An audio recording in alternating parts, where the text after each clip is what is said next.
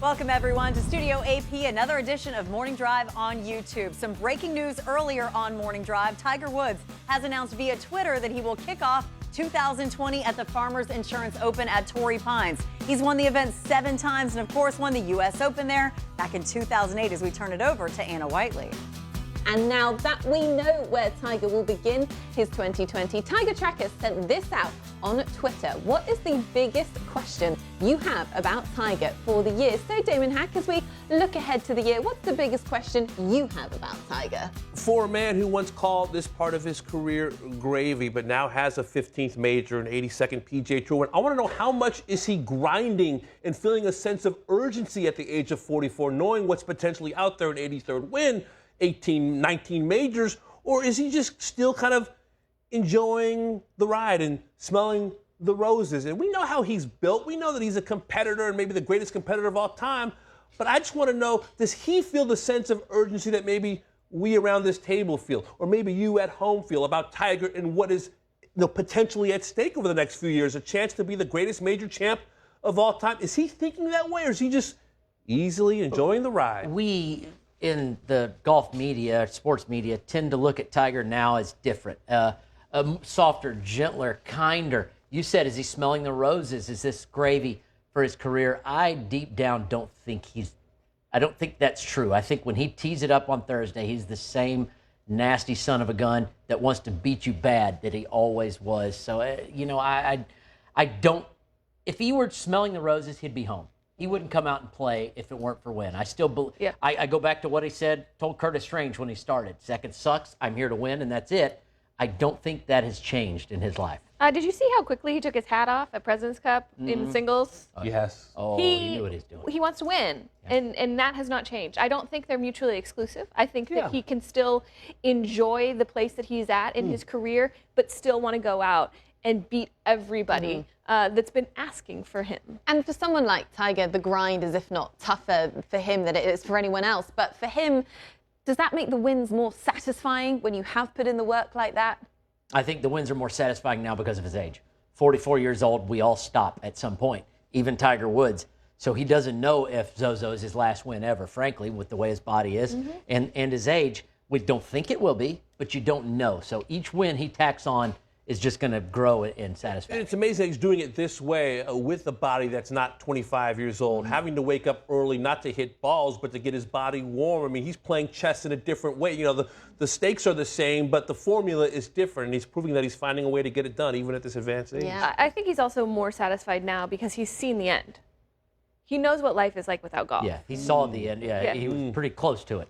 Yeah. Okay, Robert, what is your biggest question for Tiger this year? A part of it was answered already this morning, and it's what are we going to see from your schedule this season that is different, that is maybe going to prepare you more for the last 3 majors. He went into the last 3 majors of the year last year after winning Augusta unprepared in a strange way. He didn't play the weeks before. He'd never played the week before, but he did play before. He was prepared.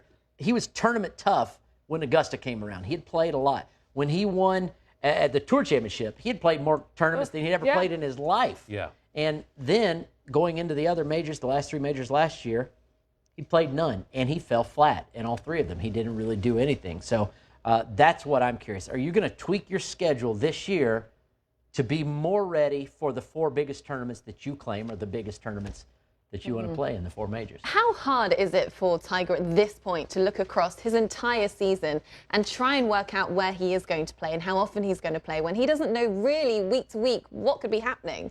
I don't think it's probably that difficult for him. No. He knows what to expect at all the venues, the golf courses, and now I think he has a pretty good understanding of where his body's at, and so he can schedule around how he thinks he will feel. And I think, to answer your question about last year, I think the spring and summer post-Masters was one big party and exhale and an appreciation of the ride and the climb it took to win major number 15, when many thought, and maybe he at some point thought would never happen. So I think should he win a 16th major at Augusta, as he is favored in many people's minds to do, I think the rest of the spring and summer will be different compared to 2019. Yeah, well, we know we will see him at the biggest tournaments of the year. So my question is, can he still outplay the field at the age of 44? Time does not wait for no man, especially Tiger Woods, and time is not on his side. When you've got the likes of Rory, Brooks, Rahm, JT, who's come out in killer form at the beginning of this year. It's a phenomenal ask to ask someone like Tiger, whose body has fallen apart, has been built back up again, to come out in his mid-40s now and beat this younger generation. It's the generation that he has helped to create, who is motivated by the man himself. And you wonder, at what point will they just be too good for him? They're never going to be too good for him. Yes, he can still go out and win, but not the way he used to. He's not going to intimidate players the way he used to. You sure about that? Did you see Brooks Koepka at the PGA? I saw Rory and Torrey Pines at the Tour Championship. I mean, Rory was rendered Joe and Fern from Alpharetta in Athens, Georgia. He was just part of the crowd. At that point, that was Rory's MO on Sunday. Tiger or no. You don't think part of that was intimidation? Rory lost 7 or 8 tournaments in a row from the last How about group? Augusta? Francesco, Brooks, all falling by the wayside. Francesco balls did in the pretty water. good at the Open. Francesco stared him down at the Open. He did. He just doesn't have that dominant. We knew that his game was better than ours. Brooks Koepka doesn't think. Justin Thomas doesn't think that Tiger's game right now is better, can dominate them. Sure, he does things better than they do. They do things better than he does now. Before, forget it. He's just going to dominate. I think Brooks might be the one exception of someone I wouldn't be too worried about inside the ropes. Justin Thomas, until Hero, had never lost to him playing in a round of golf. He was the low man. That was 7 times that they played together. Give me Sunday in a major championship. Tiger walking around that red shirt. Everyone's talking about, Tiger's accessible and nice. That's the guy coming down from Mount Olympus. We saw Brooks like Ben and Hogan Molinari walking around. Jack Nicklaus. I still think Tiger has it. I still think he has it. I think the aura around Tiger is only going to continue to grow with his success, because I think that's a huge part of the intimidation factor, is that everybody in the crowd is rooting for him and not you. Yeah, and when it comes to Torrey Pines, you know where the media are going to have their biggest fascination. It's always going to be Tiger Woods every time you tease it up. But Paige, what is your biggest question for Tiger? My biggest question may be the obvious question. Is it going to be a win or injury first? What will happen first? A win or another injury? And I know, Robert, you are as meticulous in surveying his body each and every week. And I think that we maybe have gotten used to his success and his health, but it's always going to be a question in the back of my mind. I think it's fair when you've had the surgeries that he's had, when you're the age that he is, when he's hit as many balls as he has. And he's not alone of golfers, of that age that are dealing with having to take care of their body in a different way. They don't like talking about it. Patrick Harrington didn't like talking about it when I asked him about it. Kuchar doesn't like talking about being in his 40s, having to prepare differently.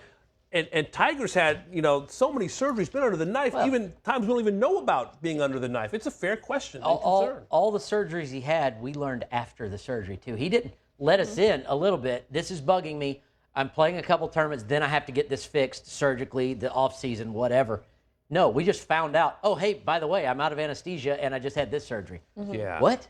Okay. Right. Those images from 2012, 13, 14, fall onto his knees at Liberty National, struggling to get out of a bunker in the Middle East, struggling to walk the golf course. You saw it even at Zozo. You thought he looked a little stiff at the resumption of that final round. Yeah, I thought when he fell to his knees, the one you mentioned, I thought he was trying to show that he was hurt.